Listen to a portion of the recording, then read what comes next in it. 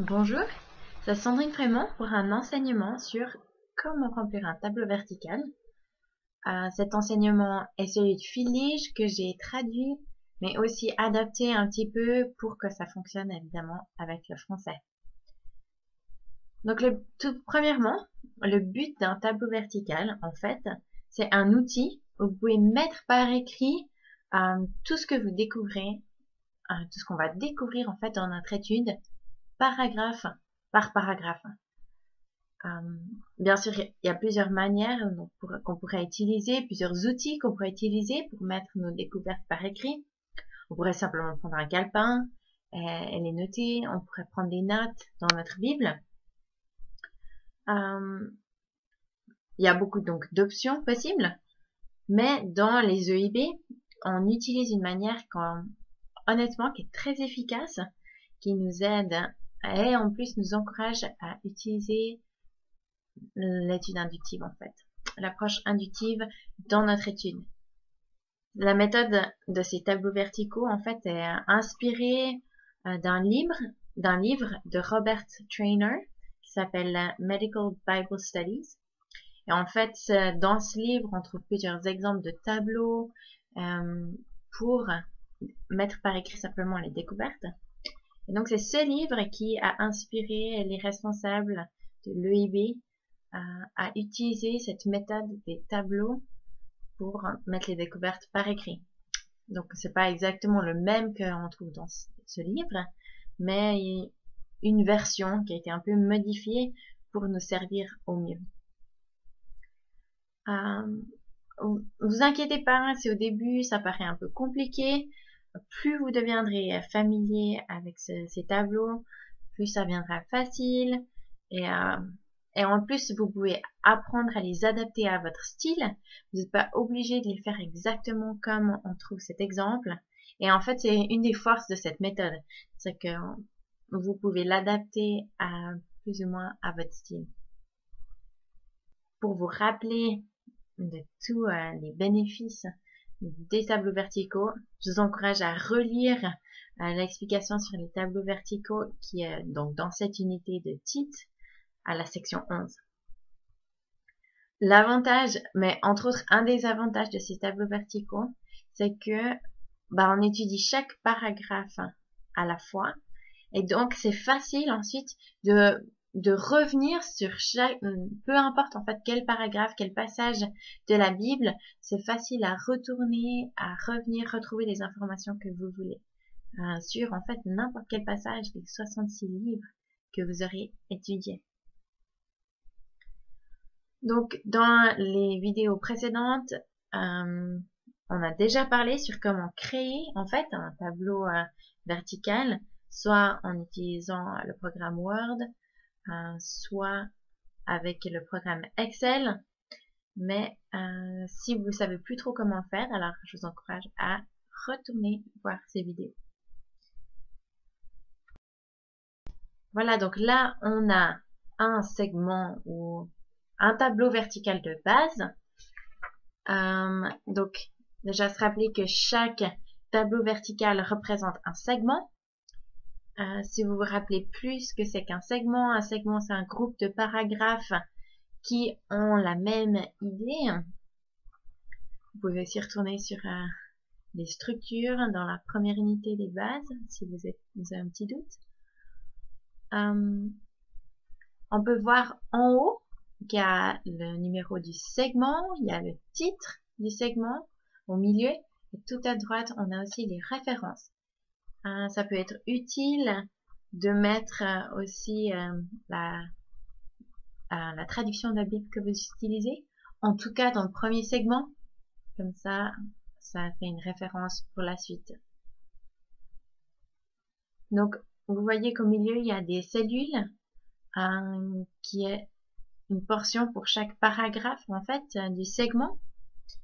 Vous remarquez qu'on a déjà les titres de paragraphes avec leurs références. En fait, c'est bien si on peut même les mettre d'une couleur ou d'une police qui ressortent par rapport au reste du texte.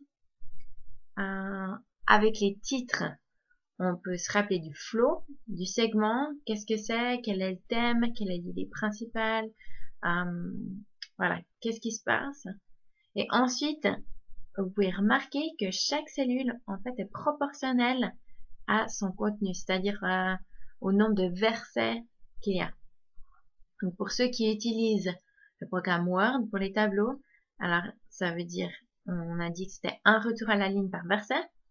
Pour ceux qui utilisent le programme Macro sur Excel, alors, vous inquiétez pas, la proportion, elle se fait automatiquement.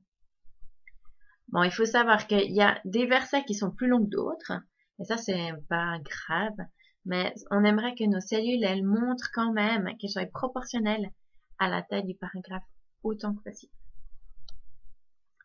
Alors, voilà, donc, comme j'ai mentionné, les références et les titres de paragraphes. Et puis, en bas, tout en bas, on a une place pour le résumé du segment. Donc, un résumé de segment, c'est un résumé interprétatif, c'est pas facile à prononcer ça, du message principal du segment et de l'idée principale. En fait, c'est un outil honnêtement qui est puissant parce que ça vous encourage à vous poser, ok, et puis à vous dire, ok, alors qu'est-ce que l'auteur, inspiré par le Saint-Esprit, a voulu dire dans ce segment en particulier. Vous pouvez ensuite mettre tout ça par écrit, donc dans cette portion qui est en bas pour le résumé de segment. Ce résumé, il devrait faire environ un paragraphe, mais parfois, franchement, une phrase, des fois, ça suffit. Et puis, des fois, vous pouvez écrire plus s'il le faut. En général, on a comme consigne d'avoir un tableau par page. Donc, le but, c'est que en un aperçu, en un clin d'œil, en un coup d'œil, pardon, on puisse voir ce tableau. C'est bien visuellement, on voit les proportions, on voit les observations, les interprétations. Mais c'est sûr que des fois, il y a des segments qui seront plus longs et puis qui passent pas en une page. Et on veut pas juste créer des segments d'une page pour que ce soit beau. Ça, c'est pas très inductif. Donc, le but d'un segment avant tout, c'est de voir comment les paragraphes, en fait, ils sont liés entre eux. Et, on va voir aussi dans Galates qu'il y a certains segments qui ont même des séparations assez naturelles. Mais bon, bref, si le segment en particulier, il est trop long, alors on va le faire sur 2 pages et c'est pas grave. Mais autant que possible, essayez d'avoir des segments qui soient sur une page. Voilà, donc nous voici dans notre premier segment. Si vous ouvrez vos Bibles, vous pouvez voir comment on va les utiliser pour mettre nos découvertes par écrit. Donc là, on va regarder dans le premier paragraphe de Tite, les versets 1 à 4. Donc ce qu'on voit, c'est que l'apôtre Paul, qui utilise la forme standard d'une lettre du premier siècle pour se présenter, il amène une prière, une bénédiction et un encouragement. En fait, souvent, ces premiers versets qui sont tout petits, qui paraissent très formels, en fait, ils peuvent nous donner bien des indices sur ce qui va se passer dans le reste de la lettre. En fait, c'est logique parce que le cœur de Paul, il est rempli de ce qu'il aimerait partager au travers de cette lettre. Les problèmes qu'il aimerait soulever, les questions qu'il aimerait poser. Donc, alors, le titre de paragraphe que j'ai, c'est Paul à Tite, grâce. C'est un bon résumé du paragraphe, du message de la lettre en fait, comme vous avez pu voir dans votre étude. C'est la grâce de Dieu qui nous permet de pouvoir vivre d'une manière qui soit pieuse et non le légalisme du parti de la circoncision. Donc, Paul, il se présente et quand il se présente, en fait, il parle du fait qu'il est un serviteur et un apôtre et qu'il est pour la foi et tout ça, il le fait, il est pour la foi des élus de Dieu. En d'autres termes, en fait, il présente son appel, que son appel, il est de servir les saints et de les voir grandir. Donc, ce qu'on fait à l'intérieur de ces cellules, c'est qu'on va mettre l'accent à nouveau sur l'observation. Parce que on sait que si on veut avoir une bonne interprétation et une bonne mise en application, alors celle-ci, elle doit être fondée sur une bonne observation. Donc, quand on arrive à ces cellules, ce qu'on fait, c'est qu'on va prendre des phrases ou des parties clés du paragraphe qui vont soutenir le titre de paragraphe et donner l'essence de ce que dit le paragraphe. Parce qu'on met l'accent sur l'observation, on veut que dans la cellule, il n'y ait que des mots du texte. Donc, on va pas changer la conjugaison, on va pas changer les accords, on va pas changer le pluriel ou quoi d'autre. C'est les mots exacts du texte. Donc, on va mettre des phrases, on va mettre des mots qui nous donnent vraiment le cœur de ce que ce paragraphe en particulier nous communique. En fait, c'est un exercice de plus qui nous aide à nous focaliser sur l'observation. Vous verrez, plus vous verrez, plus vous développerez votre capacité à observer. Donc, comme j'ai déjà mentionné, dans ce paragraphe, Paul, il se présente comme serviteur et apôtre pour les élus de Dieu et la connaissance de la vérité conforme à la piété. Et donc, c'est cette phrase-là que je vais mettre dans la cellule. Serviteur, apôtre, pour la foi et vérité conforme à la piété. Rien qu'en fait cette petite phrase, rien qu'avec ça, on a le cœur de cette lettre.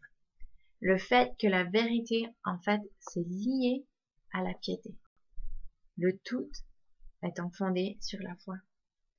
Il continue en disant que cette vérité, elle est manifestée dans sa parole, et c'est pas juste une idée de Paul. L'évangile que Paul lui prêche, il est manifesté dans sa parole et par sa proclamation. Et en fait, il va continuer en disant que ça, c'est ce qui lui a été confié. En plus, ça lui a été confié dans l'ordre de Dieu notre Seigneur. Voilà. Donc, j'ajoute ces phrases, ces mots dans ce paragraphe. Manifester sa parole qui m'a été confiée d'après l'ordre de Dieu notre Sauveur. Bon, bien sûr, chacun est différent. Et en fait, ce que je fais dans cette vidéo, c'est vous donner un exemple de ce que vous pouvez mettre. Mais c'est pas ce que vous devez absolument mettre. Il faut pas juste que vous disiez, oh, mais est-ce que c'est juste, ou est-ce que c'est faux, ce que je vais mettre? Mais que vous réfléchissiez vraiment à quel est le cœur de ce paragraphe? Quel est le message que vous voyez qui ressort?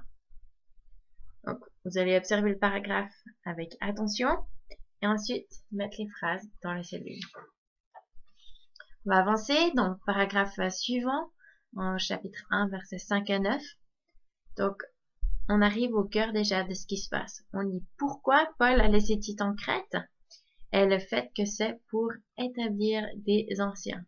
On voit déjà dans mon titre de paragraphe qu'il s'agit d'établir des anciens qui soient irréprochables et hospitaliers, avec l'accent vraiment qui est mis sur leur caractère. Donc, pour aller plus en profondeur dans ce paragraphe, Paul, il dit que Tite doit mettre en ordre ce qui reste. Et c'est vraiment ce qu'il doit faire. C'est en établissant des anciens qu'il va le faire. Ces hommes, ils doivent être irréprochables. Et la raison pour laquelle ils doivent être irréprochables, c'est qu'en fait, ils doivent faire partie de la solution et non du problème. Et c'est ce que j'ai mis ensuite. Quel comme irréprochable. Il continue ensuite au verset 7, en parlant de l'évêque, qui est l'intendant de Dieu. Et ça, c'est très important d'après moi. Parce que le responsable de l'église, c'est pas juste un petit roi ou un demi-dieu, mais c'est un intendant de ce qui ne lui appartient pas. Son rôle, c'est de prendre soin du peuple de Dieu, en les nourrissant, les enseignant, les protégeant. Et c'est ce que Paul il va mettre en évidence dans ce paragraphe. On voit dans les prochains paragraphes que les faux enseignants, ils enseignaient pour un gain honteux, ils aimaient l'argent et ils prenaient pas bien soin des brebis de la bonne manière, en fait. Voilà ce que j'ai écrit. Un évêque, intendant de Dieu. Alors qu'on continue à voir les différentes qualités, on voit que l'évêque doit avoir une bonne connaissance de la parole, au 29, il est dit qu'il doit être attaché à la parole authentique telle qu'elle a été enseignée, afin d'exhorter selon la saine doctrine et de convaincre les contradicteurs. Donc, c'est ces qualités qui sont nécessaires dans cette situation en particulier.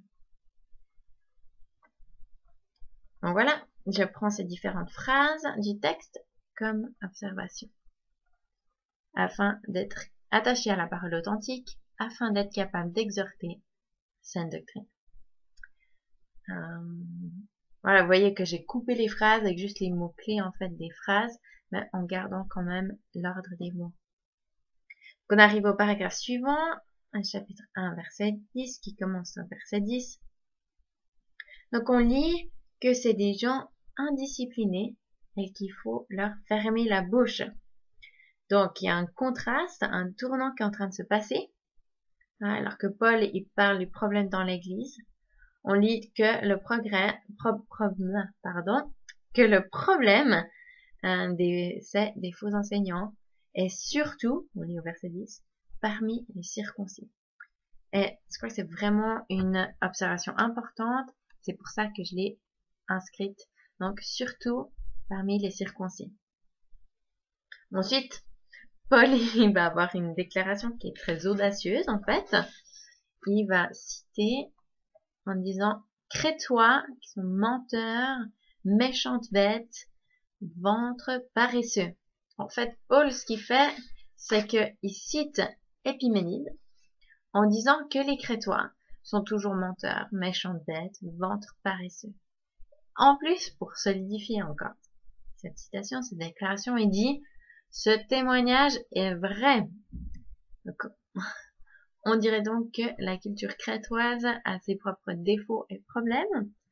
Je suis sûre qu'en fait, ça faisait que s'ajouter aux problèmes de l'Église. La réalité, c'est que souvent, en fait, on est influencé par la culture des gens et de la nation qui nous entoure. Donc, il dit ça et je l'ai noté dans mes observations.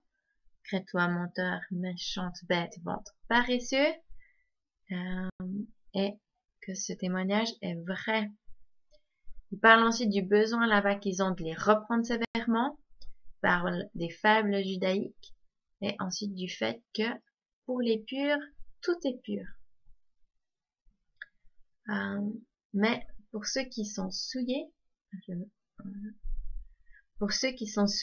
et ceux qui sont incrédules, leur intelligence, aussi bien que leur conscience, est souillée. Ça, c'est ce qu'il dit dans ce verset. En fait, ce qu'il est en train de parler, sûrement, c'est des lois de la nourriture cachère, qui étaient très importantes pour les Juifs, et surtout pour les circoncis. Donc, il fallait reprendre sévèrement ces faux enseignants, et à la place, il fallait les instruire dans une doctrine qui soit exacte. Et ensuite, on a donc cette phrase, avec la mention que pour les purs, tout est pur, et il termine en disant que ces enseignants, en fait, sont incapables d'aucune œuvre bonne. Voilà, donc on a observé ces paragraphes.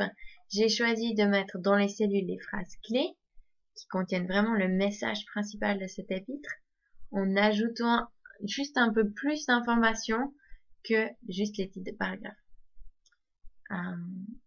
Vous voyez que pour pouvoir faire cela, avant tout, il faut comprendre le paragraphe. Et en fait, c'est ça qui est précieux dans cette manière d'approcher le texte. Parce que ça vous pousse, en fait, à continuer d'aller toujours plus en profondeur dans le texte par vos observations. Voilà, alors on va continuer avec la deuxième partie de ce segment, au chapitre 2, verset 1. Donc, l'apôtre Paul va parler des différentes catégories de gens qui font partie de l'Église. D'abord, il s'adresse aux vieillards, qu'ils doivent être saints dans la foi et dans l'amour et dans la patience. Donc, j'ai écrit vieillards, saints dans la foi, amour, patience, avec l'exhortation déjà dans le titre de paragraphe, toi, donc titre, dit la saine doctrine. En fait, j'ai aussi l'information qui est venue en même temps pour le paragraphe suivant, qui est sur les femmes âgées, mais juste encore un commentaire sur les vieillards. Le but donc des vieillards, c'est qu'ils soient saints dans la foi. Donc dans le paragraphe suivant, il va parler aux femmes âgées qui doivent être dans la sainteté, comme on l'a dans notre titre de paragraphe. Mais elles doivent aussi enseigner, elles doivent donner des bonnes instructions, ça c'est ce que le texte nous dit, afin d'apprendre aux jeunes femmes. Donc le but, c'est que celles-ci, elles puissent être exhortées et encouragées à vivre une vie qui soit acceptable. Donc on arrive au paragraphe suivant, chapitre 2, verset 6. Et cette fois, il va parler aux jeunes gens. Donc on est dans la catégorie des jeunes gens, des jeunes hommes. Donc, tout d'abord, Tite, il doit être lui-même un modèle d'œuvre bonne. C'est ça notre titre de paragraphe. Mais ensuite, il parle des jeunes gens qui doivent être sensés. Donc, Tite doit être un modèle. Ce modèle est mis en évidence par la répétition des mots œuvre bonne, qui est vraiment répété souvent dans cette lettre. Et vous pouvez voir que j'ai mis œuvre bonne, en fait, près du titre de paragraphe.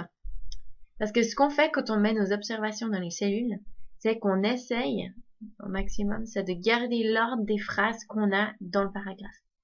Mais de temps en temps, ça peut être utile de le faire différemment. Donc si ça vous aide, vous êtes libre de pouvoir le faire. Voilà, il continue en disant, en parlant de ton enseignement, doit être une parole saine, un enseignement pur, digne, pour une parole saine, inattaquable, de telle manière que, en fait, les adversaires soient confus. Et c'est ce qu'on lit après. Voilà, et la dernière catégorie, ou la prochaine catégorie qui commence au verset 9, c'est les esclaves. Donc, leur caractère, leur style de vie doit également montrer leur fidélité, comme l'indique notre titre de paragraphe. Exhorte les esclaves à montrer fidélité. Voilà, et donc c'est afin de faire honorer la doctrine de Dieu.